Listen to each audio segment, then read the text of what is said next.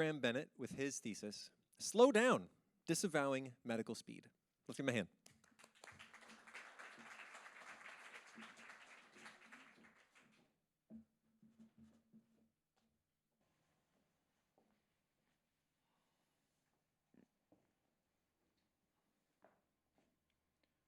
Scott Hahn was a busy man. He took Adderall, an amphetamine-based drug, for the numerous benefits it provided him. In this case, he just wanted to stay awake longer. He took 10 pills, felt amazing, worked hard, and after a long day at work, got in his 1998 Mercedes-Benz to return home.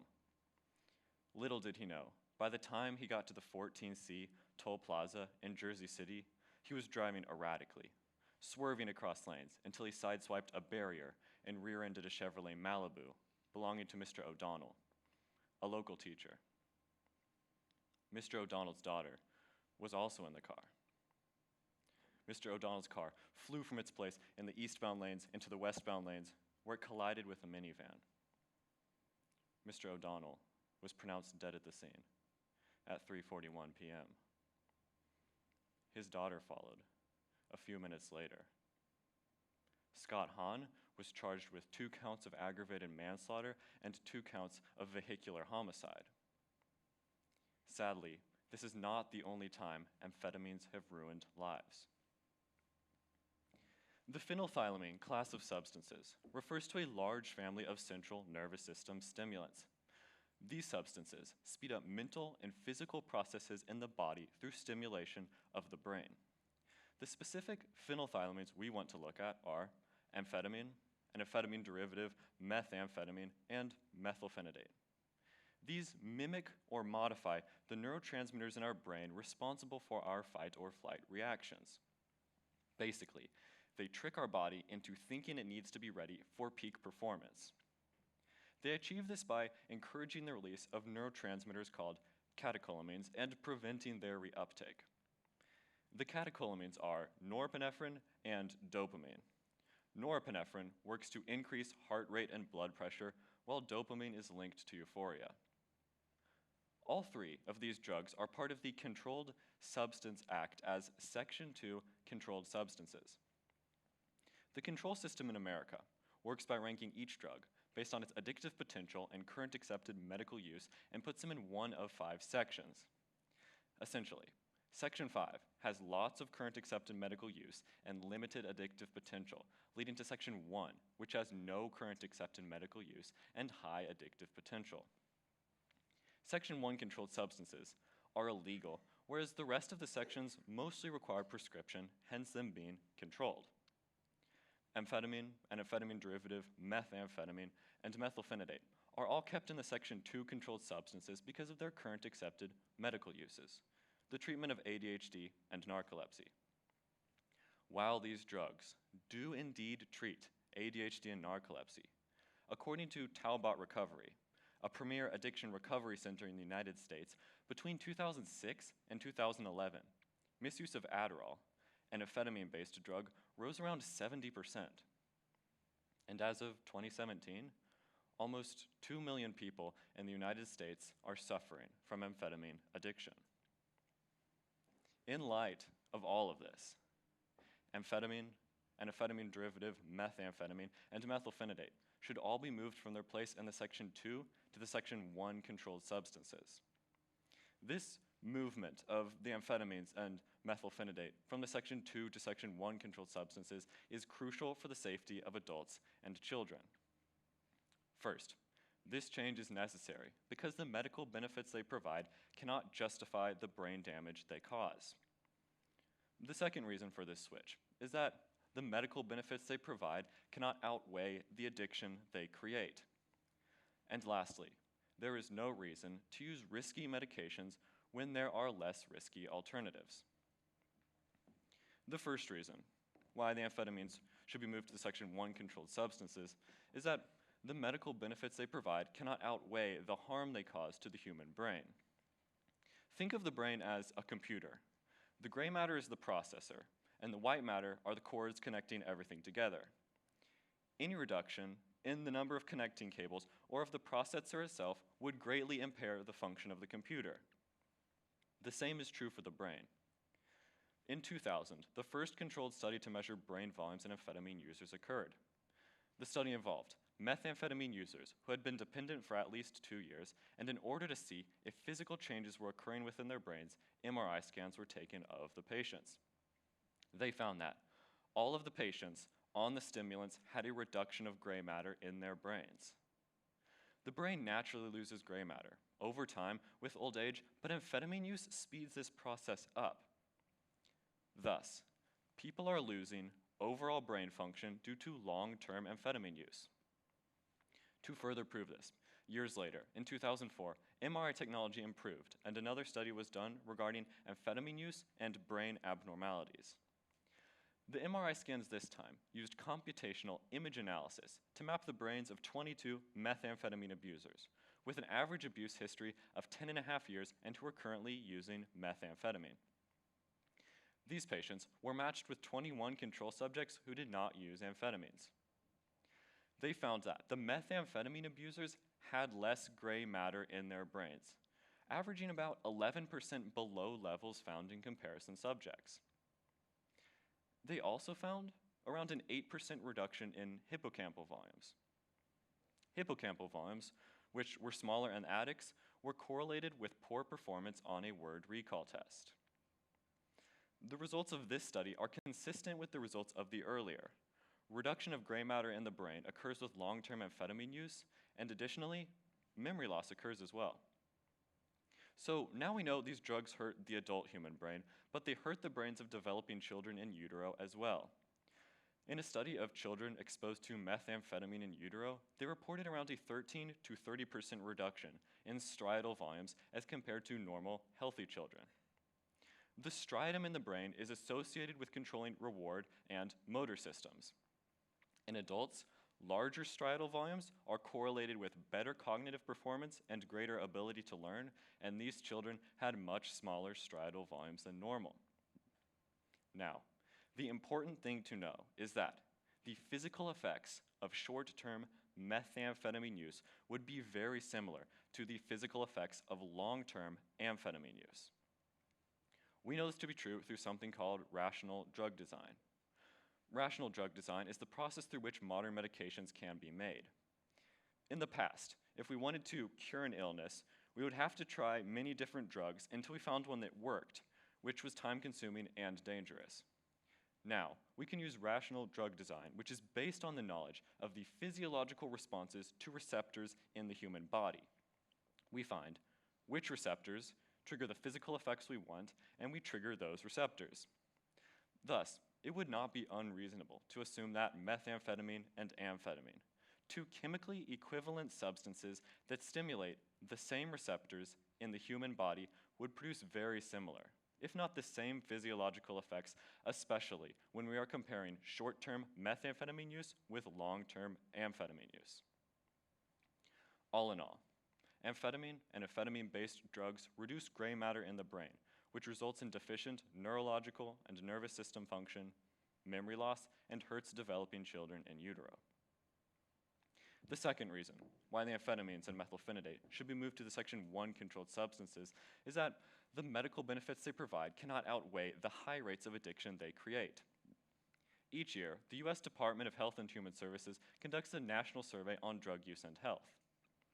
The resulting data shows the addiction rates for adolescents aged 12 to 17, young adults age 18 to 25, and adults ages 26 and over. According to their most recent data, in 2017, the number of adolescents currently addicted to the amphetamines and methylphenidate was around 123,000. This is enough to fill the UT Austin football stadium to capacity and have around 20,000 people left over. They also found that the number of young adults currently addicted to these substances was around 715,000. This number is greater than all other prescription mental enhancement drug abuse for young adults, surpassing even pain relievers, tranquilizers, and sedatives. Finally, the number of adults currently addicted to these substances was around 1 million people. In total, 1.8 million people over the age of 12 are currently addicted to and abusing the amphetamines and methylphenidate in the United States. In comparison to all other prescription mental enhancement drug abuse for people over the age of 12, the amphetamines and methylphenidate are in second place, just behind pain relievers, but still ahead of all tranquilizer and sedative abuse.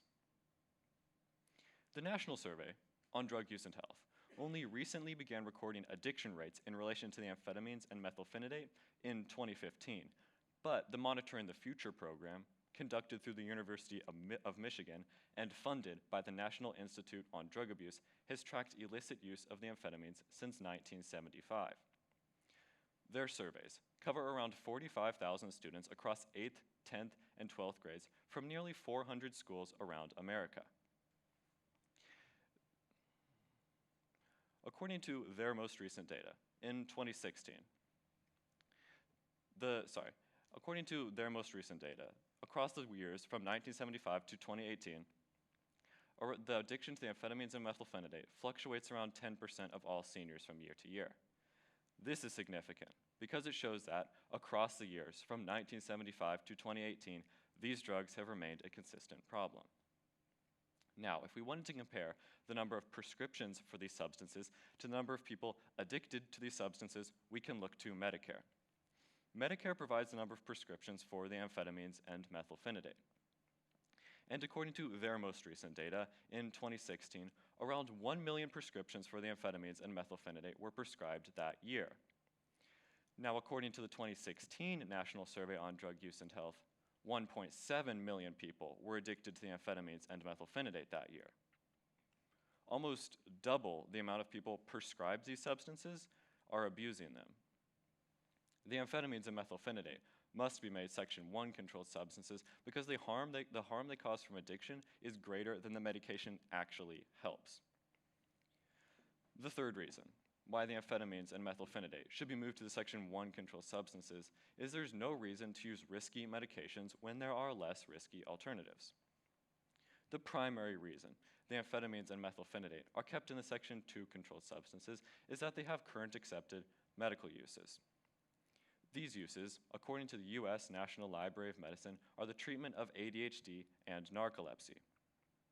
In regards to the treatment of ADHD, the drug atomoxetine, more commonly known by the brand name Strattera, is an effective alternative to the amphetamines. Atomoxetine has negligible chances of misuse or abuse.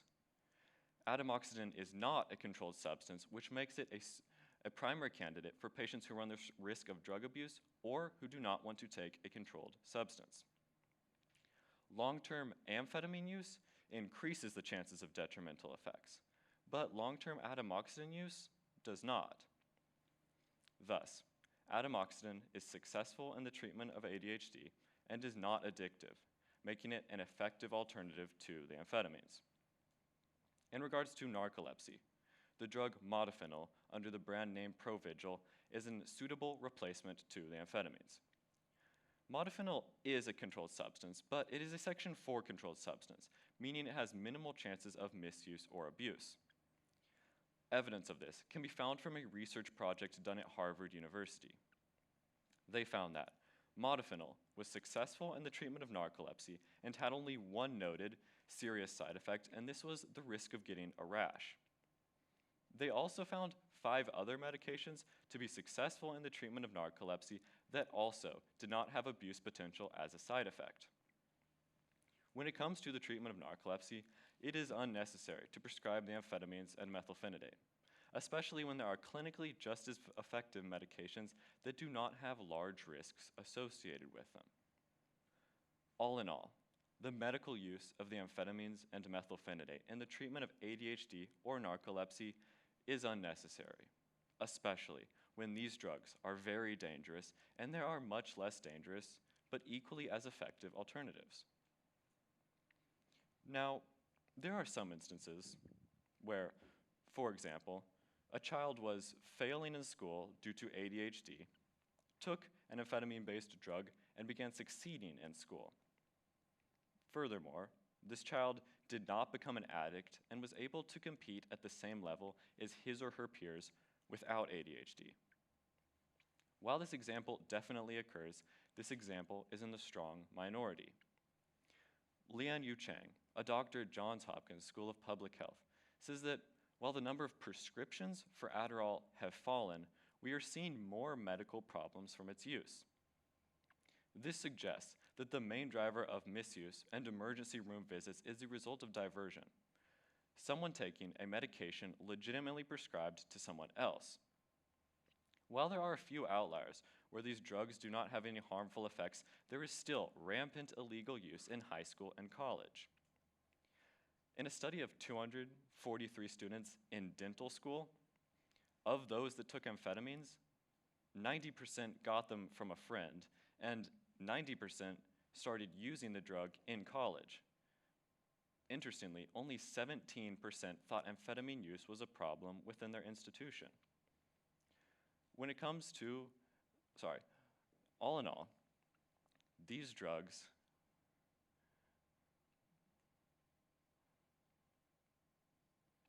another question that might arise would be, why don't we treat this at the prescription level by better regulating prescriptions and making them harder to get? Well, this has already been happening, but not helping. Recently, prescriptions for stimulants like amphetamine have been made unrefillable, and only 90 days of the prescription can legally be prescribed at once. According to the Monitoring the Future data, these changes have not helped. In 1975, around 70% of all students interviewed said amphetamines would be easily available if they wanted some. This percentage has decreased every year, with now currently 11% of all students saying amphetamines will be easily available in 2018. The problem is that illicit use is not on the decline. As stated earlier, currently 1.8 million people in the United States are suffering from amphetamine addiction. Putting more small restrictions on these drugs has not stopped illegal misuse and abuse. Thus, they must be made impossible to get. The amphetamine horror stories are numerous. Richard Fee, an aspiring doctor in medical school and class president, began taking Adderall, convinced he had ADHD. What started off as harmless usage grew into an addiction, and his parents saw this. His mother begged him to get off the pills, saying he didn't have ADHD when he was younger, and he certainly didn't now. His father told the doctor to stop prescribing their son Adderall, saying, "You're going to kill him." These words had little effect, and after Richard became violently delusional and spent a week in a psychiatric hospital, in 2011, he met with his doctor and received a prescription for 90 more days of Adderall.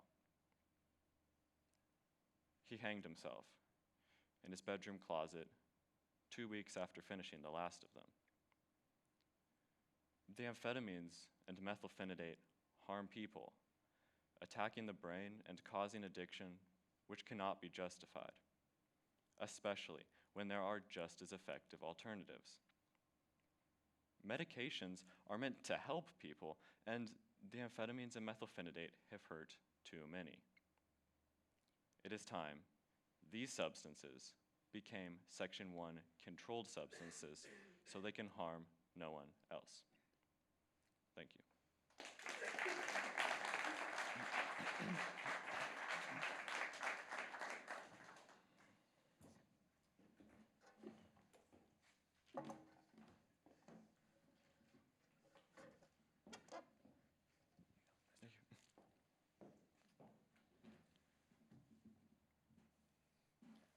All right, so for new folks, let's introduce the panel. If you've been here the whole night, I'm sorry, you're just gonna get to know him really, really well.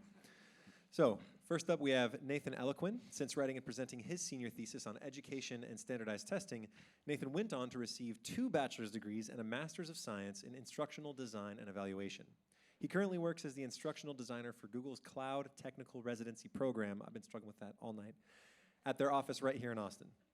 Susan Sprouse has been a parent at Veritas for 10 years now. Currently, she works as an estate planning and probate attorney with the Sprouse Law Firm. Disclaimer, her questions and comments this evening may or may not reflect her true opinions and beliefs. Jimmy Miller has a BS in Communications from the University of Texas and a master's in Church History from Gordon Conwell Theological Seminary. James is passionate about organizing historical research in new forms and reinserting theology as a core component to historical discussion. He currently works to create and refine corporate learning and onboarding pedagogy. His favorite episode of Classical Stuff You Should Know is Everyone's a Critic. Jordan Vermont currently serves as the chair of Veritas School Board. Jordan is married to Bianca and they have 5 children, all enrolled at Veritas Academy. He is a partner and litigator with the law firm of Reed Collins & Sy, LLP. As a practicing attorney, Jordan represents clients nationally and internationally in complex business litigation and occasionally makes witnesses cry. All right. He asked me to add that this time. All right, you guys know the drill. Floor is open. Susan. A quick draw. Okay, nice job, by the way. Good work. Thank you. My question is this. People who make laws in the legislature, they're usually not physicians. So it seems to me that the safer place to determine risks is between a patient and the doctor, right? So with that in mind, why should we substitute the legislature's judgment for the medical field? Right, so right now, these drugs are used for ADHD primarily.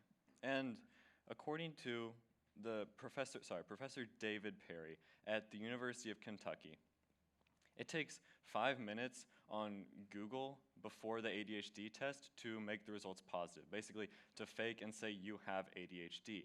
And right now, there is no clinical way we can say if someone has ADHD besides a list of questions. There's not some sort of the brain this smaller or anything like that. So this can't just be something between the doctor and the patient because too many people are able to fake their way into getting these drugs in the first place. I'm curious to know if you've done any research as to why 1.8 million people have chosen to take amphetamines. Well, right now in America, a lot of emphasis is put on doing well academically, especially in school and college, and those really determine your future right now. So if there is something that you can take and it makes you perform very well, and your friends have it, for example, it makes sense that you would take it. You take it, you feel good, you perform really well. I don't see a reason why people wouldn't want to. Follow up? So adults, young people, humans, right, make decisions to benefit their short term at the risk of their long term all the time. And this, to me, seems a pretty fair trade to say, if I take amphetamines for a brief amount of time, that could get me into the college I want to go to, the medical school I want to go to, perhaps land at the law firm I'd like to be at. Why is this any different than any of those other decisions, saying short-term game or long-term risk? Well, okay, so right now, there's no way to know if you will be addicted to this substance. So you're basically rolling the dice. And for example, so a couple weeks ago, a study was released in the New England Journal of Medicine that says 1 in 600 people who take these drugs, so even prescribed users, will achieve high-level psychosis at some point. And you don't know if you are going to be this person. So first of all, I think the risk is a lot bigger than, I think the risk is very, very big. And also, addiction is life-changing. When you become addicted to something, it's not just, your life doesn't just carry on the same way. And I think that anyone becoming addicted to these substances, their life changes so dramatically for their entire life that I don't think it's worth the risk. Ms. Vermont. Great presentation.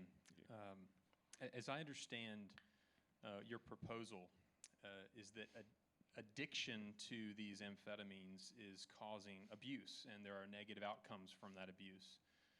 I've been told recently when abuse is rampant that what you need is to increase the number of abuse investigators or to have supervised dispensing facilities for the substance that's being abused. Why is your solution of outlawing it entirely better than those two proposed solutions?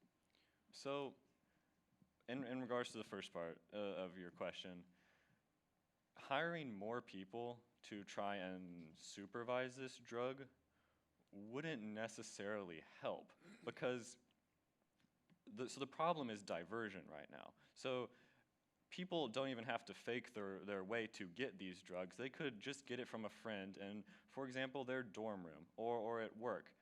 And that is so hard to regulate. It's so hard. You can't have a police officer in every single dorm room making sure that people don't get these drugs illegally.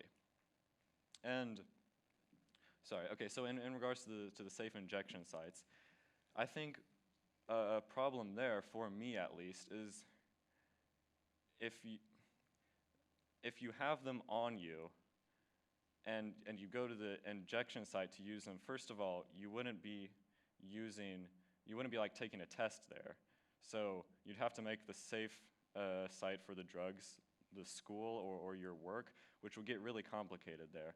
And also, if you're outside of the safe zone and you're possessing them, I think you could just say that you would just go and use them in the safe zone, even though you could use them really whenever if no one's looking.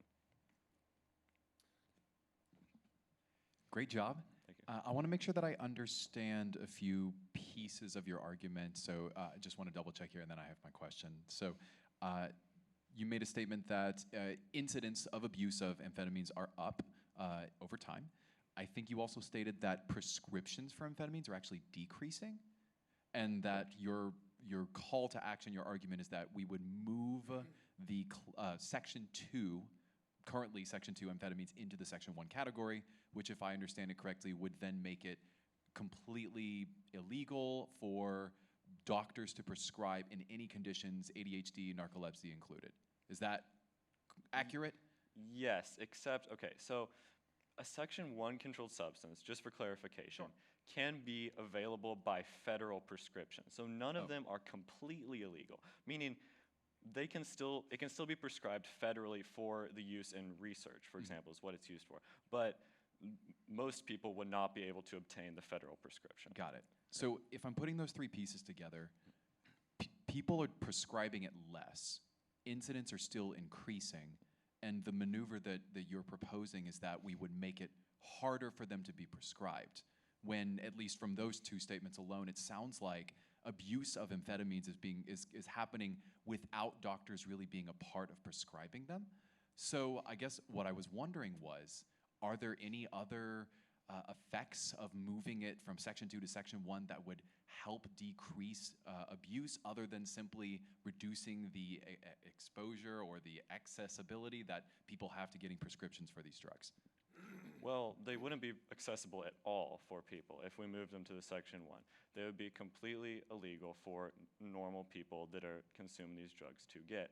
Also, the prescriptions are down because across the years, we've seen this as a problem and we've tried to treat it with a bunch of small kind of Band-Aid solutions. And while they have been making them harder to get, so people aren't getting them as much, there's still lots of illegal use of them that's actually increasing. And this would be a large, it would be a very big Band-Aid, so to speak, to put on the wound that is this problem. Okay, so moving it from Section 2 to Section 1, I'm assuming rolled into that would be an increase in enforcement policies, because otherwise the prescriptions are still going to decrease, especially now that they're in a Section 1 class. And then I'm presuming from your argument that that also means that penalties for possession, distribution, use of amphetamines would be considered as severe as what are currently Section 1 drugs, and that's what would actually decrease abuse? Well, so it's not that prescriptions would decrease, they would stop altogether because it wouldn't be able to be prescribed. Okay, so, and the companies that make these drugs are not some sort of Breaking Bad operation.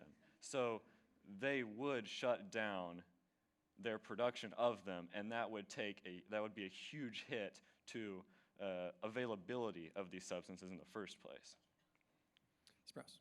Wow, so now I want to know if there would be trailers all over the desert making this stuff. But my actual question was, you said that other drugs, there were alternative drugs, right, that could be used? Yes. But what if somebody who's currently on one of these medications and depends on it finds out that they have an allergic reaction to the alternatives? And sort of just along those same lines, from what I understand, it can be very difficult to, and you referred to this a little bit, to get somebody adjusted to the right medication. It can even be dangerous. So why would somebody who accepts the risks go through all that, right? So there's two really. Like, what if they're allergic and they can't take the alternatives, and why not let them do what they want to do anyway? So, first off, what if they're allergic? Well, I proposed 2 different drugs, but there are actually numerous. Even the Harvard University research study found 5 other medications clinically just as effective. So that would help with, if someone's allergic, they might be able to take another version. Also, you don't necessarily have to have a medicine to treat ADHD. Dr. Richard Saul actually did a study over treating ADHD non-medically, and he found that changes in lifestyle and environment were most of the time just as effective as taking the medication. For example, it wouldn't be that the child on this medication had something physically wrong with them. It was just the environment that they were put in was not conducive to success, and so changing the environment would help the child succeed. What was the second part of your question? Well, people can take risks if they want to, right? Why is the government telling us what to do in that regard? If I want to be risky and go skydiving, I can do that.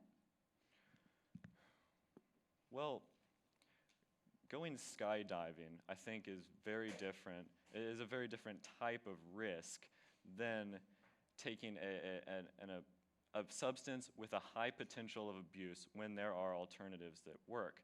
I think that if people don't even need to take risks. They can just take the alternatives and it will work just as fine. So these risks are completely unnecessary because they can just take the alternative. Mont? Just to follow up on that question, if there are so many other drugs that are just as effective, perhaps more effective, and have less risky side effects, then isn't the problem really a poor physician education, that physicians are prescribing the wrong type of pill for the same problem that people are suffering from? Well, not necessarily poor physician education, but I would say it's that they're kind of put in a tough spot to begin with, because ADHD, as I said before, there's no there's no literal way to figure out if someone has ADHD besides talking to them and having them take tests with questions on that. So, and they know people can fake these ADHD tests, which is why, another reason why prescription rate is dropping. But if there's really no way to know besides some sort of honor system, if someone has this medication, they're kind of put in a tough situation, and I think that's the problem. They have enough education over ADHD, it's just we don't actually know what causes it yet. Mr. Miller. You spoke a lot using examples from schools, universities, and it seems to be like there's a running theme, right? This desire to work at a peak, and so your solution seems to be to limit the supply. That might, as we've kind of discussed, actually increase or expand who is and isn't a criminal, right? And so my question is, are there any solutions that might attack or really rethink the environments we're placing these people in that would cause them to want these performance-enhancing drugs? So changes in environment that would fix this? Correct. So situation? rather than changing the categorization of the drug itself, why not attack the problem from the other end, which is to say, can we restructure environments? Well, complete restructure of environments at the end of the day would be more difficult than rescheduling the drug itself. And if we fixed the environment, okay, let's say that we fixed the environment to the point that it was perfect and these medications weren't needed at all. Well, people would still take them to get an advantage over the perfect environment. We have to make them illegal so people can't keep using them for this leg up. Even if the environment was perfect, people would still use them for an advantage, even if they didn't necessarily need them. Do you know what the stance of other countries are when it comes to these drugs? Like, are they accepted in other parts of the world? So in America is really the only place where ADHD is a widespread diagnosis. All across Europe and Asia and South America, ADHD isn't really a diagnosis. So we don't see use of them because people aren't using them to treat ADHD because it isn't assumed they have it in the first place. Follow up? Sorry, I'm getting to you, Eloquent. Yeah, I promise, I'm coming. So to circle back, you had said before that question that even in a perfect system, people would still seek the advantage. But it seems that if other countries, people aren't seeking that advantage, it seems that the environment actually is a possible solution. So what is going on in these other countries that prevents, let's say, French students or Icelandic students or Brazilian students from seeking out the advantage of amphetamines? Well, it's just a deep-rooted culture where, for example, in Asia, they just work harder. And I don't want to say that if everyone just worked harder, it would be better.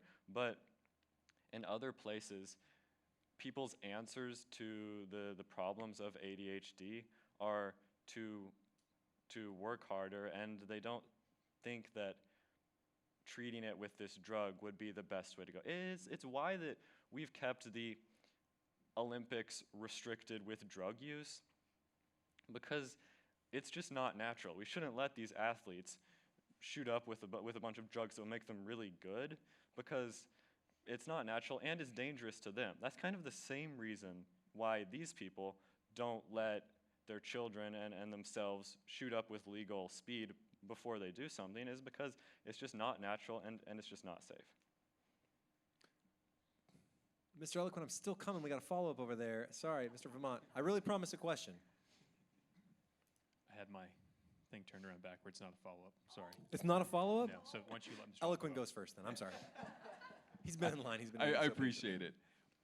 So I'm interested in the cost structure of what this policy would actually mean. So if you could list several of the costs that would come about as a result of you getting your policy passed and moving from Section 2 to Section 1, and if you have any evidence or research to back up where your estimates are coming from as to how much we'd be spending to make this happen. Oh, so how much we would, okay. So there has never really been a situation like this one specifically before. So to reschedule a drug in the government, it can basically go one of two ways. There's the really simple way and then the not simple at all way. The really simple way is Congress will pass an amendment. So in this case, it would be to the Controlled Substance Act that would have the drug rescheduled in its place. And that would be very quick and efficient. And then if we went through the executive powers, basically it runs through the Attorney General. So an outside party group or the Secretary of Health and Human Services talks to the Attorney General. He says, yes, we should continue this, or no. If he says yes, it goes back to the Secretary of Health and Human Services, who then gets information from the FDA regarding the research about why it should be moved in a schedule. sends it back to the Attorney General with an opinion from the Secretary of Health and Human Services. And based on all of that, a decision is made. So if we did it if we did it the easy way, it would cost a lot, it would be a lot cheaper than if we did it the very hard way. And I don't have specific dollar amounts on how much this would cost in the long term to get it rescheduled, but I know that if we go through Congress, this should be a fairly quick process. Are there any other costs associated? Not just the litigation process, or sorry, the legislative process, but other elements that need to be put in place in order for this to be successful? I don't foresee any additional costs being necessary besides what it would cost the government to get it passed. All right. Sorry, Mr. Vermont, we only have like 20 seconds left, so I got to call it there. Thank you so much, Mr. Bennett.